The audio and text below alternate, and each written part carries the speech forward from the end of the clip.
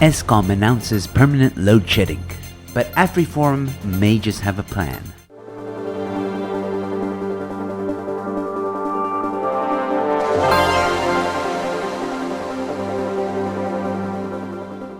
Hello ladies and gentlemen, and welcome back to News in 5. I'm your host, Emilio. Thanks for tuning in. Well, ladies and gentlemen, I'm sorry that I haven't been uploading as much as usual, but my little one was born last week. The little one is healthy and the wife is in recovery. So please excuse me if I'm not uploading as much as usual. Super stoked to be a dad, and thank you guys so much for the positive feedback, prayers, and support when I announced on social media. Anyway, with that being said, let's get into it. Eskom announces permanent load shedding. Eskom will implement permanent load shedding in South Africa for the next 2 years, the state-owned power utility chairman said. In a media call on Sunday, the chairman warned that South Africans should expect continuous stage 2 to stage 3 power cuts for the next 24 months. But wait, breaking news. Eskom clarifies permanent load shedding for South Africa. The power utility Eskom says that it has not announced permanent stage 2 or stage 3 load shedding in South Africa.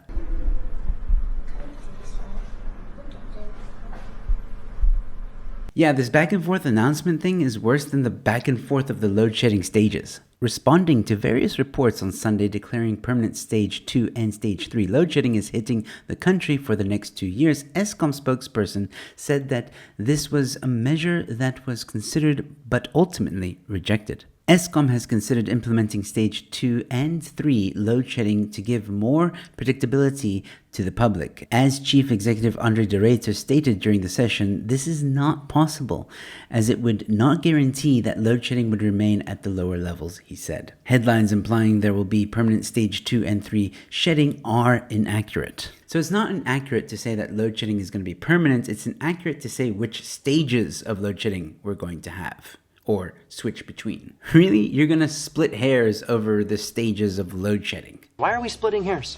Load shedding is load shedding. But forget about the back and forth, I agree with this part of the article. Whether it's Eskom's official plan to move to permanent load shedding or not, it is effectively moot. South Africa has been in a state of permanent load shedding since September 2022. So far in 2023, load shedding has hit every single day of the year, with stage 6 implemented for the longest continuous period so far. Listen, whether Eskom wants to implement permanent load shedding or not for 2 years is irrelevant. We, the South African people, are not stupid. We've heard this before. This whole, oh no, wait, give us 2 more years and we'll fix it. Don't worry. And of course, you have the ANC or Cyril Ramaphosa trying to play damage control with this. Ramaphosa urges Eskom to delay 19% price hike.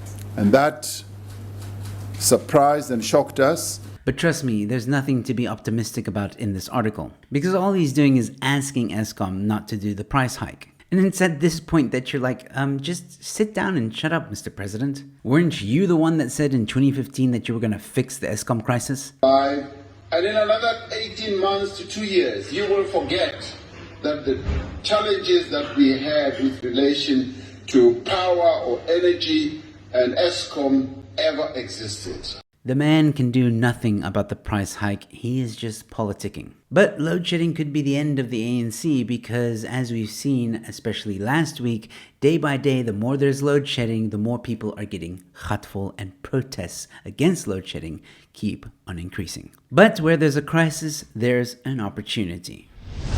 AfriForum starts power company. Ja, Makwana. Gally Crail, CEO of the civil rights organization, says that they are already engaged in formal discussions with South African-born businessperson André, the founder and CEO of C5 Capital, a specialist venture capital firm that invests in cybersecurity, space, and nuclear energy. The long-term plan is to develop the first modular pebble bed reactor in South Africa using financing from foreign and local investors. A small modular reactor is compact enough to fit on a truck and can supply a town or city with power for up to 40 years. Pinar's companies are already building one in the state of Washington in the US. AfriForum's role will largely be to facilitate the investments and expertise needed for the development of the reactors. The idea is for the private sector to finance, build, and operate the reactors as profitable power companies. AfriForum is not going to solve the problem alone. We don't want to create an expectation that we are knights on white horses,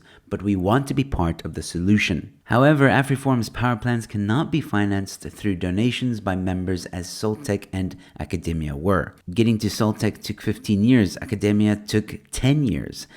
There are no quick fixes, certainly not for our power crisis, but we have to make a start. We want our children and grandchildren to remain in South Africa with electricity, Krail says. He believes that people who believe the ANC are grasping at straws. Mr. President Cyril Ramaphosa and former President Jacob Zuma made promises about load shedding and Eskom. We saw that it did not become a reality. Now, regardless of where you stand on AfriForum, you gotta agree with them on that last statement. How long has Cyril Ramaphosa, or the ANC for that matter, been promising to solve the crisis at Eskom? Now, there's no mention of how long this project could take, but I imagine it would be close to 5 years. But I'm totally guessing it could be less. And I can't wait to see the wokies on Twitter cry, or the woke left make a big deal out of this and spread rumors like, oh yeah, AfriForum's only going to supply electricity to Orania, or only going to supply electricity to white people.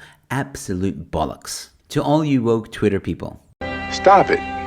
Get some help. I mean, come on guys, it's really difficult to hate AfriForum for this. I mean, if you criticize AfriForum for this, then you're basically saying that you support load shedding.